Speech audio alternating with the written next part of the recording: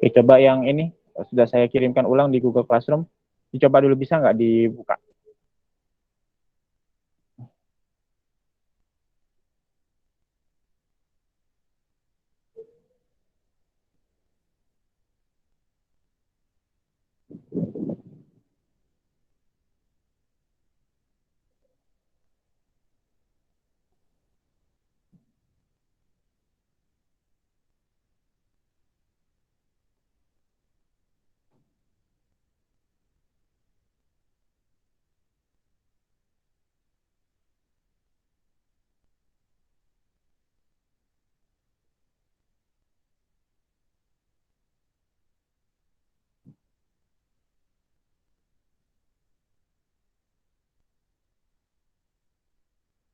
Bapak di saya nggak bisa kebuka, Pak.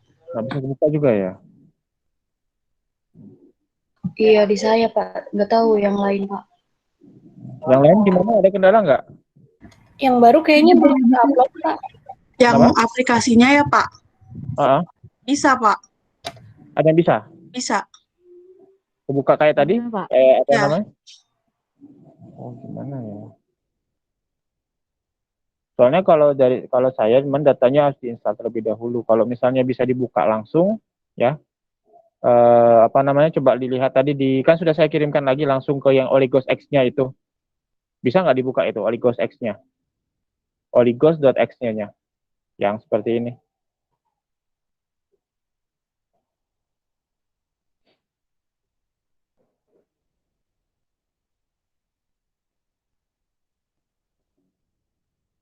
Ini yang ini tulisan yang ini, yang file tidak dikenal ini Oligos X-nya. Bisa nggak digunakan? Bisa, Pak, saya. Bisa ya. Yang lain? bisa Pak. Oke. Kalau bisa berarti bisa digunakan ya kalau misalnya gitu. Ya. Oke. Oke, ada lagi yang mau didiskusikan terkait desain primer?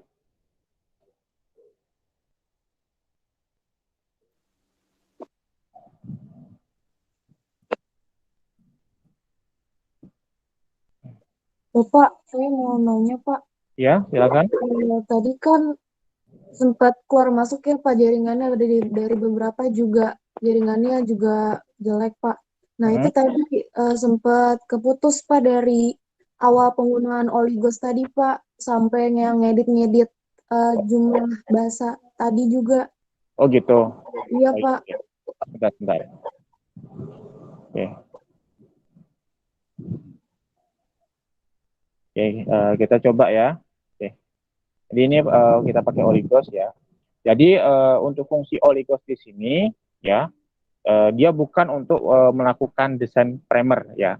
Yang ada itu kita mau mengecek desain primer yang kita buat itu apakah sudah sesuai tidak urutan bahasa sequence-nya ya, maksudnya sudah mencukupin jumlahnya ya, kisaran 18 sampai dengan 24 tadi ya. Kemudian kita juga melihat annealing melting point-nya juga, melting time-nya juga, suhunya berapa gitu ya. Kalau yang ideal ya seperti yang saya bilang itu kisaran bagusnya 50 sampai dengan 55 atau 56 ya, tapi lebih dari itu tidak apa-apa ya. Tapi yang jelas kalau misalnya kita mau mendesain primer ya, antara primer reverse sama dengan primer forward itu selisih dari melting time-nya atau annealing time-nya itu juga harus sama gitu, atau paling tidak minimal selisihnya hanya 2 derajat Celcius kalau dari pengalaman saya ya. Kalau biasanya kalau di literatur memang tulisannya 5 derajat Celcius, kalau dari pengalaman saya itu 2 derajat Celcius ya.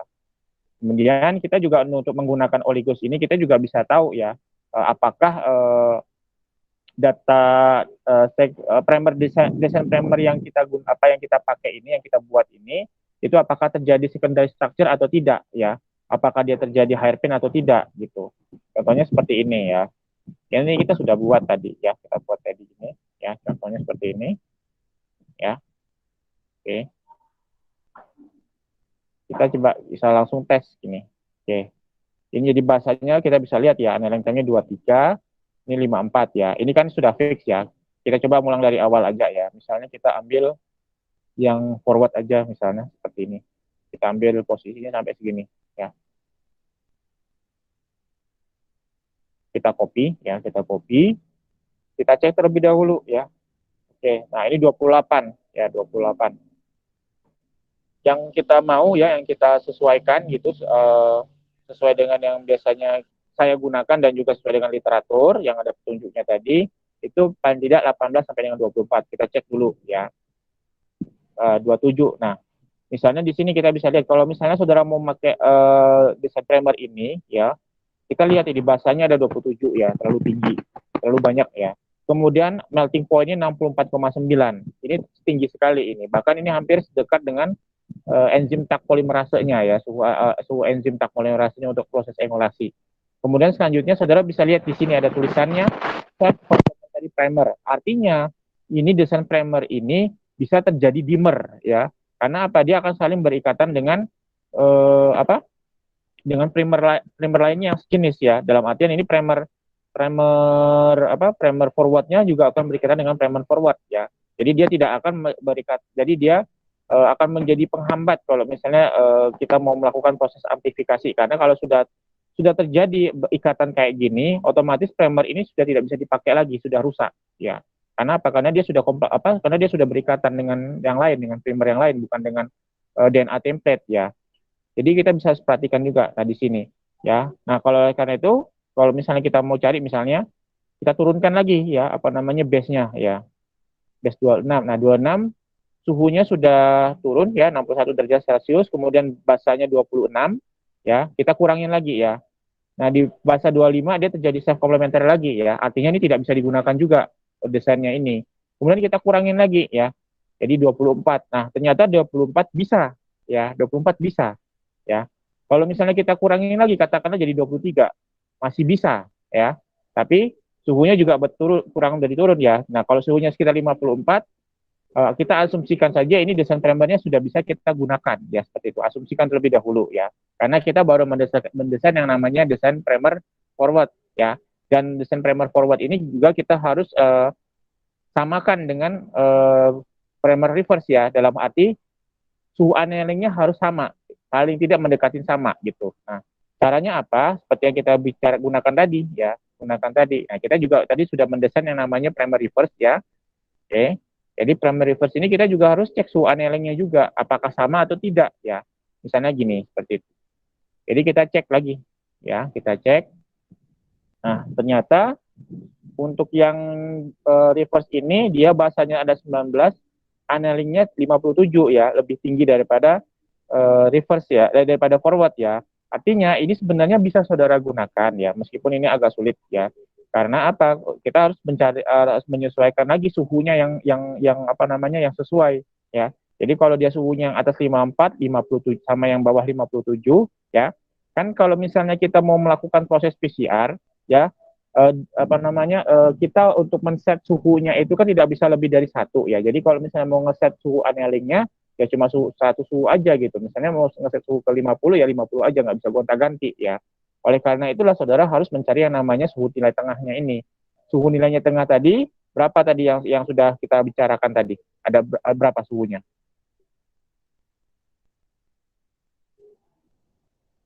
55,5 sampai 56, Pak. Oke, berarti suhunya yang bisa kita gunakan adalah 55,5 sampai dengan 56 derajat Celcius seperti itu ya. Kemudian jadi pertanyaan juga ya, saya lupa tadi, kenapa Pak yang bawah ini basanya lebih sedikit tapi apa namanya suhunya jauh lebih tinggi. Yang pertama kita perhatikan dulu ya. Saudara harus perhatikan, ini kandungan gizinya tinggi ya. Kandungan GC-nya tinggi dibandingkan dengan yang atas ini ya, kandungan GC-nya. Bisa jadi diperkirakan ini kandungan GC-nya mungkin di atas 60% ya. Oleh karena itu makanya suhunya tinggi ya. Jadi kalau misalnya saudara perhatikan ya, yang memberikan kenapa suhu tinggi pada suatu primer itu, yang pertama itu GC ini suhunya sama-sama tinggi ya. Jadi kalau misalnya saudara nambah satu G atau C ini naiknya agak signifikan dibandingkan dengan A sama T ya. Kalau A sama T itu suhunya tidak, kalau terjadi kenaikan dia tidak tinggi ya.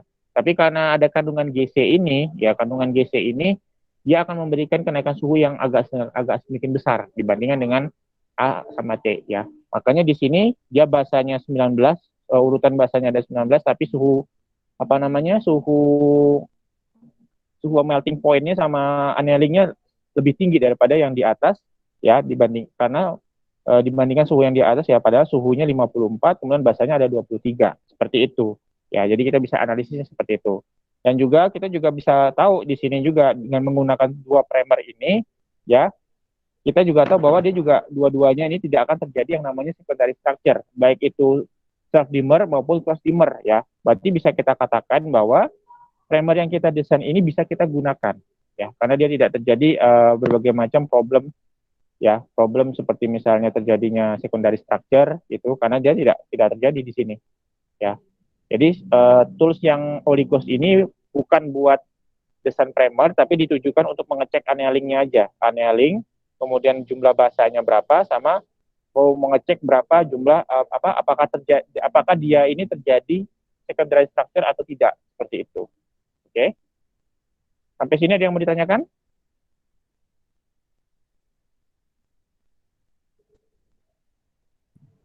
Bapak, saya ingin bertanya, Pak. Ya, silakan. Itu yang untuk pemilihan yang reverse, itu kan tadi, itu ya Pak, yang paling akhir itu ya, tapi nggak nyampe paling akhir banget gitu Pak. Nah itu cara kita milihnya itu bebas atau gimana Pak?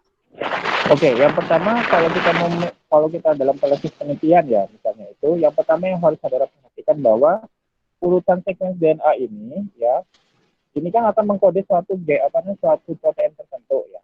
Katakanlah kalau misalnya di sini mulai dari ini sampai sini dia mengkode tertentu, yang saudara katakan ini tidak boleh diutak-atik gitunya ya.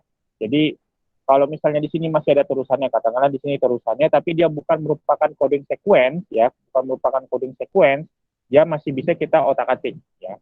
Kemudian ini ada TAA tadi yang bisa kita katakan. TAA ini stop codon ya, stop codon. Ya, jadi kalau misalnya saudara melakukan amplifikasi, kemudian mau saudara ekspresikan gitu secara gen, ya, nanti otomatis kalau bisa saudara ekspresikan dia nanti cuma sampai di sini aja berhenti, ya. Saudara bisa juga manipulasi juga, misalnya dengan menghilangkan TA aja juga bisa gitu, sehingga nanti stop codonnya mungkin saudara gandeng lagi urutan sequencing yang lain, jadi dia bisa lebih panjang lagi seperti itu, ya. Jadi bukan cara kita menentukannya juga kita banyak pertimbangan ya, banyak pertimbangan bagaimana cara kita menentukan letak dari primer tersebut ya, ketika dia nanti akan menempel di DNA template ya. Nah, dan untuk itu saya rasa mungkin bisa saudara pelajari lebih lanjut nanti di tingkat lanjut ya, di strata 2 itu, mengenai bagaimana sih cara mendesain primer yang lebih lanjut gitu, tingkat lanjut gitu ya. Ini cukup saja untuk saudara bisa melakukan desain primer sederhana ya, berdasarkan data yang sudah ada. Kalau misalnya di tingkat lebih lanjut ya, saudara itu saudara harus mencari sendiri datanya, bukan data dari NCBI malah, jadi data mentah malahan ya. Contohnya seperti ini, saya kasih contoh data mentah ya.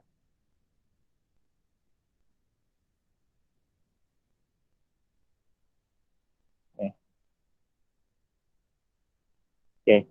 Jadi ini adalah contoh data mentah ya, ini ya. Jadi primer 3 ya, primer 5 ini contoh data mentah ya. Jadi data mentah ini belum pakai primer spesifik ya. Jadi kalau misalnya saudara mau melakukan proses identifikasi suatu mikroba, bakteri segala macam, biasanya saudara nanti akan menggunakan yang namanya primer universal ya, untuk menganalisis DNA sequence-nya ya. Jadi ini adalah data mentahnya ya, data mentahnya. Jadi ada 53 primer, ada medial sequence ya. Medial sequence ini kalau misalnya saudara mau tahu posisi posisi sequence-nya bagaimana ya. Gitu. Kemudian ada yang namanya reverse primer ya. Ini namanya ini primer yang digunakan adalah primer universal yang reverse ya. Gitu. Jadi dia belum jadi di sini belum yang namanya menentukan desain primer ya. Nah, di sini baru setelah saya analisis ya seperti ini ya. Jadi saya tahu di sini posisinya seperti ini ya. Kenapa saya ngambil ngambil desain DNA-nya itu di sini ya. Kenapa nggak di sini? Kenapa nggak di sini? Kenapa nggak di sini? Saya punya perhitungan sendiri juga ya. Karena Karena misalnya saya tahu di sini ketika saya mengambil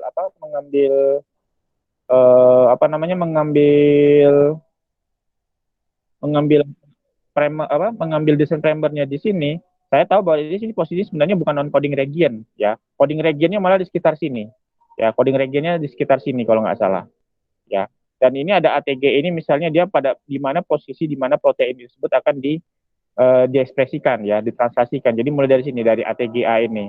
Cuman di sini saya potong kalau nggak salah. Sehingga saya potong biar nanti proses masuknya start codon ini nanti disesuaikan dengan dengan plasmid gitu ya. Dan saya rasa mungkin untuk penjelasan ini mungkin saudara bisa pelajari lebih lanjut nanti di strata 2 ya, di strata 2 di S2 nanti ya. Jadi saudara juga harus tahu ini, saya menganalisis sampai tingkat proteinnya gitu, sampai tingkat analisis proteinnya ya. Jadi bagaimana saya melihat sekuensinya bagaimana, menentukannya bagaimana, banyak pertimbangan ya. Karena apa? Karena saya mau melakukan cloning, otomatis semua domain yang ada di sini ya, protein yang akan saya ekspresikan ini tidak boleh saya ubah, tidak bisa saya otak-atik ya, tidak bisa saya potong di sini, tidak bisa saya potong di sini ya, karena kalau saya potong di sini ya dengan teknik primer tadi nanti hasilnya tidak bagus seperti itu ya. Seperti ini datanya seperti ini semua ya. Ini bisa saudara pelajari lebih lanjut nanti kalau untuk di ketika saudara melanjutkan program studi di strata 2 nanti ya. Paling tidak sekarang untuk di sekarang saudara bisa saudara lakukan adalah saudara bisa melakukan desain primer sederhana saja, cukup itu aja. Oke, sampai sini ada yang mau ditanyakan? Pak, saya mau bertanya. Pertanyaan Ayu yang sebelumnya, itu kan berarti yang belakang itu adalah stop codon ya Pak, yang TAA. TAA. Semua sequence itu selalu diawali sama start codon dan stop codon gitu Pak, atau ada yang mulainya tuh kayak tadi dari tengah gitu? Bagaimana Pak? Maksudnya apakah selalu bagian terakhir itu selalu stop codon atau bukan? Sebenarnya nggak perlu ya. Sebenarnya kalau untuk stop codon ini lebih diperhatikan kalau misalnya saudara sampai tahapan untuk melakukan ekspresi protein ya. Tapi kalau untuk amplifikasi DNA sederhana ya, katakanlah saudara mau mengecek misalnya cemaran babi dalam suatu produk pangan ya, saudara cukup hanya amplifikasi DNA-nya saja gitu ya. Karena apa, nanti saudara mau mengecek ada tidaknya suatu cemaran tersebut, itu saudara cuma tinggal elektroforesis. Lain halnya kalau misalnya saudara mau melakukan yang namanya ekspresi protein. Kalau melakukan ekspresi protein, saudara harus tahu yang namanya posisi di mana dia start codonnya, di mana dia posisi stop codonnya. Seperti itu. Itu namanya kalau misalnya melakukan engineering teknik rekayasa itu seperti di situ semua. Jadi saudara harus tahu ya. Dan ya seperti yang saya kerjakan tadi, saya rasa mungkin untuk yang penjelasan lebih lanjut saudara bisa pelajari di strata 2 ya. Karena banyak parameter-parameter yang harus saudara perhatikan kalau misalnya mau melakukan yang namanya desain engineering protein engineering, kemudian misalnya mau melakukan eksplorasi segala macam yang DNA-nya seperti ini dibutuhkan pembelajaran lebih lanjut ya, seperti itu. Baik. Oke, sampai sini ada yang mau ditanya? Pak, saya mau nanya lagi, boleh nggak Pak? Ya boleh, nggak apa-apa. Saya mau nanya Pak, itu berarti nanti buat yang kita latihan Pak, kita masukin ke oligosnya yang reverse primernya bisa dari yang sebelum stop codon itu Pak? Bisa. Jadi maksud saya di sini stop codon ini kan kebetulan karena ada lagi stop codon ya. Kalau misalnya saudara mau pakai stop codon juga nggak apa-apa ya. Seperti itu. Nggak harus dari stop codon itu. Jadi saudara sebisa mungkin aja melakukan desain primernya bagaimana. Saudara ngambilnya di mana, posisinya di mana gitu ya. Makanya tadi kan saya bilang, jadi kalau misalnya saudara mau mendesain primer tersebut, yang harus saudara ketahui itu adalah ekspresi proteinnya itu bagaimana gitu. Posisi start codonnya bagaimana, posisi stop codonnya bagaimana. Kalau misalnya mau di cloning segala macam, saudara harus menyesuaikan dengan vektornya sama sel kompetennya bagaimana, seperti itu. Dan itu ya parameternya lain saya rasa bisa saudara pelajari lebih lanjut nanti di strata 2 seperti itu. Jadi ini cukup hanya untuk desain sederhana saja yang ya, ya baik. Terima kasih ya, Pak. paling hanya cukup paling hanya bisa saudara lakukan misalnya untuk mengidentifikasi atau mengamplifikasi DNA saja gitu. Oh, ya, terima kasih Pak.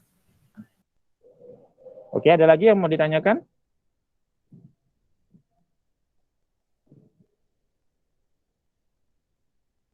Kalau nggak ada, saya cukupkan sampai di sini dulu ya, mengenai mengenai desain primernya ya. Paling tidak saudara dari data yang sudah saudara dapatkan, saudara bisa membuat desain primer secara sederhana aja ya. Meskipun nggak sempurna nggak apa-apa. Yang penting saudara tahu caranya ya. Itu aja dari saya. Oke, masih ada yang mau ditanyakan lagi?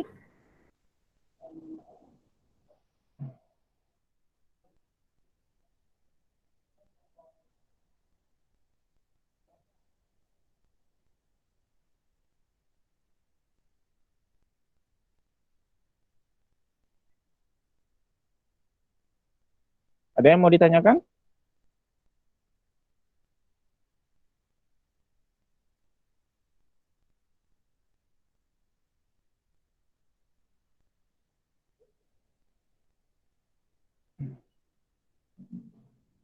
Kalau nggak ada, kalau nggak ada, saya cukupkan aja ya untuk perkuliahan hari ini ya.